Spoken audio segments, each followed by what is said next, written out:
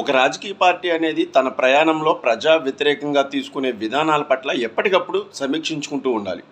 YCP మాత్రం ఈ విధానాన్ని పూర్తిగా పక్కన పెట్టినట్టయితే కనిపిస్తోంది. 2024లో 3 రాజధానులంటూ తన పార్టీ పందాను వెల్లడించిన వైసీపీకి ప్రజలు దాన్ని పూర్తి స్థాయిలో తిరస్కరించారని తెలిసింది. అయినా సరే దాన్ని ఏమాత్రం మార్చుకునే పద్ధతి కానీ, మళ్ళీ దాన్ని గాడిన పెట్టుకునే పద్ధతి కానీ, ఆ విధానాన్ని మార్చుకునే పద్ధతి కానీ వాళ్ళు అవలంబించడం లేదు.